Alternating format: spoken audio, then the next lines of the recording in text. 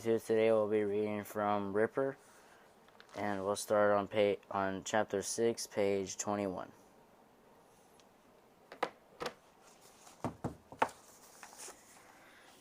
Chapter 6. That night, Carver didn't sleep at all. Instead, in the light of an old hurricane lantern, he toiled over his letter to Roosevelt, revising it dozens of times before the sun rose. In the morning, he mailed it, and that very afternoon started checking for a response. Days went by without an answer. After a week, he worried. Delia was right. He might just as well have written to Sherlock Holmes. By the time prospective Parents' Day came around, he decided Roosevelt was a phony, a stuffed shirt who talked big but who couldn't be bothered with anything that really mattered. Rather than even try to meet him, Carver stood in a corner tugging at his too small shirt and feeling miserable. Aside from the suffocating collar, the pants itched horribly, as if the lining were coated with sand. Worse, the jacket wouldn't close enough to cover the shirt's ancient food stains. Noticing his dour face, Miss Petty said, "Take heart, Mr. Young. Who knows? There could be a surprise in store. Everything changes after all." She was right about that. It had finally dawned on him that his childhood, unhappy as it was vanishing. For as long as he could remember, plywood boards covered with Mother Goose characters separated the dining common from the main entrance hall. Now they were gone, creating a vast open space that took up nearly a quarter of the first floor. The chipped wooden children's tables had been replaced with folding adult-sized versions, neatly covered and lined. The usually bare windows were covered with borrowed burgundy curtains. There was light all around, too much, leaving no place for Carver to hide from all the strangers. When Delia joined him in his lonely corner, he worried she was going to criticize him again. Instead, she seemed oddly light-hearted for the occasion. "You look unhappy," she said in a playful tone. Didn't she get it? He nodded toward the orphans, all milling with a crowd so well dressed that he'd only seen it's like strolling down Fifth Avenue on Sundays after church. "It's like we're having what do you call it when the store burns and all the goods have to be sold cheaply?" "A fire sale," Delia offered. "Everyone must go," Carver said, trailing his hand in the air to indicate the invisible ad. Ignoring him, Delia tugged at his tight collar. "I offered to let it out for you. Miss Petty thinks I did nicely enough for the others, even if you think I only readed them for some sort of slave trade." It was true. She'd done wonderfully matching the children with suitable clothes, then patching and mending them all. "And me," she said, modeling her dress. "Do I look fake?" She didn't.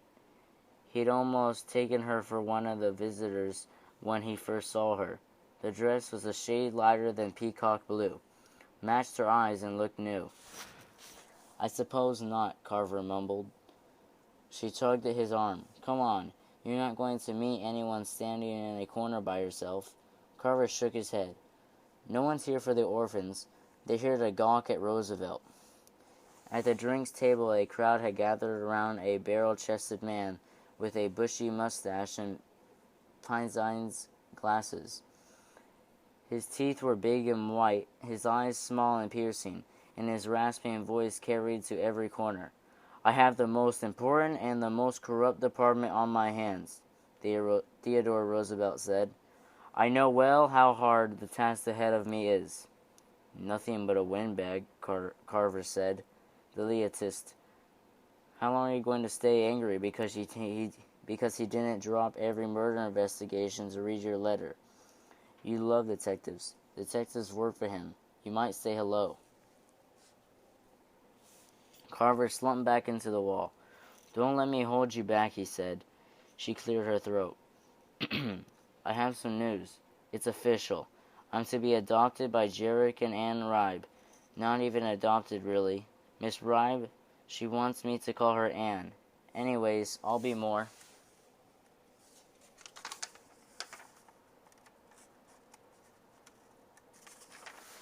I'll be more her living companion and assistant. The New York Times. Can you imagine?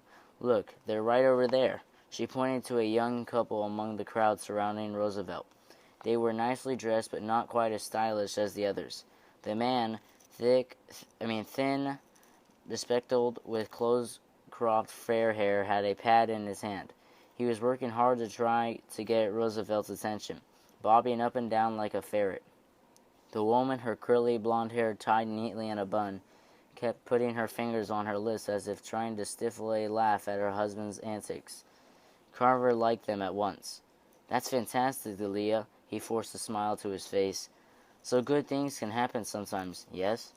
"For you, I'll be selling the papers you write," Carver said. "I'll be a street rat." "Stop pouting." She again pointed at Roosevelt. "Mr. Rives says all the crime reporters keep offices right across from the police headquarters on Mulberry Street. Whenever something exciting happens, Commissioner Roosevelt leans out the window and gives them a loud cowboy yell, 'Yee, yee, yee!'" Carver shrugged. "So?" She swatted him. "Honestly, how can you be angry with a man who leans out the window and shouts, 'Yee, yee, yee'? Go talk to him." "And say what?" She sighed. "Has it even occurred to you that he might be the surprise Miss Petty hinted at?" Carver furrowed his brow. "Really?" "I'm sorry, I wasn't more encouraging about your writing to him. I was right, but wrong in the way I told you. I mean to say, even if he isn't your surprise, sometimes you have to make your own." She whirled and walked away. Was it even possible Commissioner Roosevelt might want to meet him? Did he dare hope again? Leaving the safety of his corner, Carver edged along the wall. What would he say? How would he say it? As he reached the spot directly behind the punch bowl, Jerick Rive finally got his question in. "What about the murder of Elizabeth Raleigh? There are rumors the body was—" "Tut, tut," Roosevelt responded. It was a gentle, educated phrase, but uttered with such authority it sounded more like "shut up." "Hardly a tale for the children," Roosevelt continued.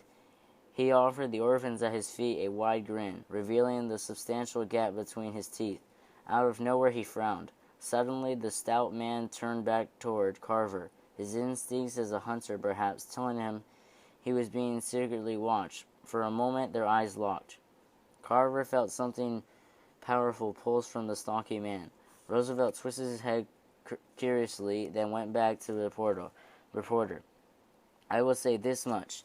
In the first 5 months of 1895, we have investigated no fewer than 8 murders. I assure you, in each instance, we are on the case." "I've heard."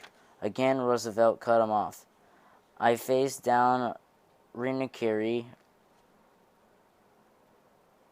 Lyons, and even the former head of the New York City Police, and always held my ground. Don't think I can't do the same with you. Request an interview through my assistant, Miss Minnie Kelly, and I'll grant it, but only because she speaks so highly of your wife." Satisfied but chagrined, Ribe said, "Thank you, Commissioner." Miss Perry handed Roosevelt a glass of punch. He sipped it, smacked his lips, and said, "Delightful." Unable to bring himself to approach, Carver slipped away, working for the police. What a dream. Sure, Delia could get what she wanted, but maybe dreams weren't meant for him. If you want to hear Chapter 7 of Ripper, look for my next video.